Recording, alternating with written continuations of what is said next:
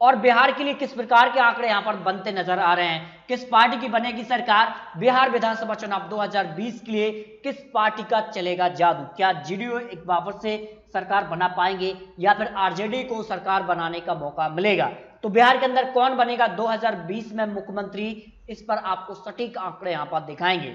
अगर बात करें तो बिहार में किसका पलड़ा यहां पर भारी दिखाई दे रहा है, इसके भी आंकड़े आपको दिखाएंगे। और इसके अलावा अगर बात की तो बिहार विधानसभा चुनाव 2020 के लिए अब काफी मुद्दे यहां पर निकलकर सामने आ रहे हैं और विपक्ष इन मुद्दों को लेकर चुनावी मैदान में भी जा सकता है, जिसका फायदा उनको मिल सकता है। जिसके लिए सबसे बड़ा मुद्दा यहां पर मजदूरों का मुद्दा अब बन चुका है बिहार विधानसभा चुनाव 2020 के लिए। इसके अलावा कुछ और भी यहां पर बातें निकल कर आ रही हैं और इन बड़े जो कारण रहे हैं उसके बाद क्या सरकार बनाने का मौका एक बार फिर से यहां पर जेडीयू को मिलेगा, इसके भी आंकड़े आपको दिखाएंगे।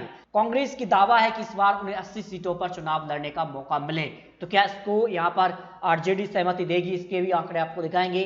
अगर बात की तो लालू यादव जो हैं वो कितने अहम हो सकते हैं बिहार विधानसभा चुनाव के लिए, इस पर राय जो लोगों की ली गई थी पहले, उसमें देखें तो 80% लोगों का मानना था कि लालू यादव आरजेडी की तरफ से काफी महत्वपूर्ण भूमिका में हो सकते हैं, एक तरफा चुनाव यहां पर हो सकता है। इसके अलावा एक सवाल और पूछा गया था, जेडीयू बीजेपी के साथ सीट शेयरिंग के बीच सब कुछ ठीक ठाक है नहीं, ऐसे कहते हैं 15%, जबकि 72% लोग मानते हैं कि सीट शेयरिंग को लेकर दोनों पार्टियों के बीच खींचतान जारी है और एक कहीं ना कहीं आने वाले चुनाव के लिए काफी महत्वपूर्ण भूमिका में हो सकता है।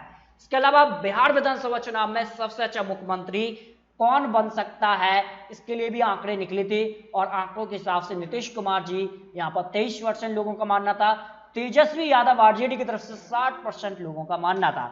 अगर बीजेपी अपने दम पर चुनावी मैदान में उतरती है तो 10% सुशील मोदी या बड़े नाम जो यहां पर आ सकते हैं, उसके बाद बीजेपी का आंकड़ा बढ़ भी सकता है। तेजस्वी यादव को यहां पर ज्यादा सपोर्ट नहीं मिल रहा है, लेकिन आरजेडी की तरफ से कह सकते हैं अगर वो चुनावी मैदान में साथ देते हैं तो फिर काफी महत्वपूर्ण भूमिका में हो सकते हैं। इससे पहले कई और मुद्दों को लेकर बीजेपी चुनावी मैदान में उतरी, लेकिन बीजेपी को नुकसान हुआ, जिनमें दिल्ली की बात करें, झारखंड की बात करें तो इन दो बड़े राज्यों में भी यहां पर नुकसान हुआ है, तो जिनमें अजहरुद्दीन ओवैसी पार्टी भी अगर बिहार विधानसभा चुनाव में उतरती है तो कहीं ना कहीं आरजेडी और कांग्रेस को इसका नुकसान हो सकता है। इसके अलावा अगर बात करें तो यहां पर जेडीयू पार्टी के लिए भी एक और नई पार्टी यहां पर उभरती नजर आ रही है और जिसमें अगर बात करें तो लंदन से पड़ी पुष्पम प्रिया भी एक नई पार्टी बनाकर यहां पर कह सकते हैं जेडीयू के खिलाफ उतर सकती हैं।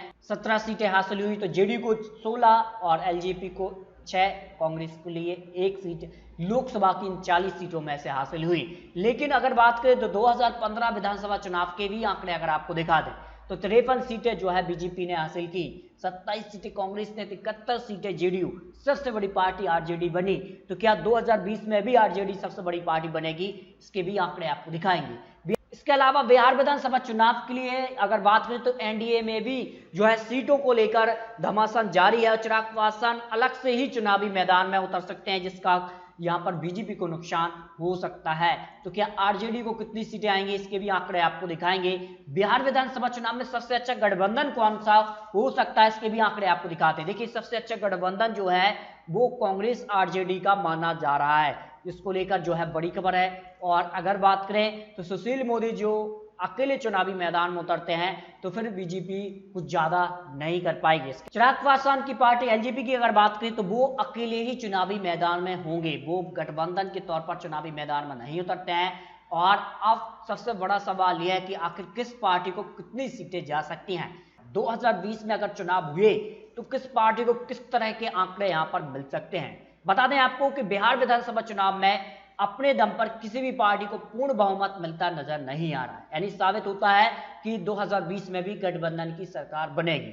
जिसका गठबंधन यहां पर अच्छा बनता है तो उसको यहां पर ज्यादा सीटें आ सकती हैं। फिर भी जो आंकड़े यहां पर निकले हैं कि यहां पर आरजेडी जो सबसे बड़ी पार्टी वापस से बनती नजर आ रही है 2020 के अंदर। अगर बात की तो बीजेपी 50 सीटों के आसपास प्लस या माइनस सीटें हो सकती हैं।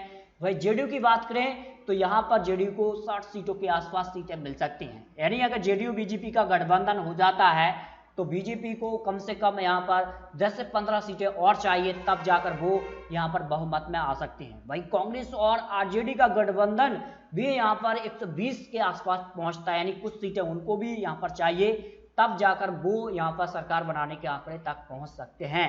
अन्य की अगर बात करें तो 8 सीटें हैं। यह अन्य काफी महत्वपूर्ण भूमिका में होगा 2020 चुनाव के लिए कि वो किसके साथ जाती है। एक सीट काफी महत्वपूर्ण होगी 2020 चुनाव के लिए। तो आपको क्या लगता है बिहार विधानसभा चुनाव में 243 सीटों में से किस पार्टी को कितनी सीटें आएंगी, किस पार्टी को 122 का बहुमत मिल पाएगा नहीं, अपनी राय कमेंट बॉक्स में दीजिए। और अगर आपने चैनल को सब्सक्राइब नहीं किया तो कर लीजिए ताकि आने वाली जानकारी का नोटिफिकेशन आपको टाइम टाइम मिलता रहे।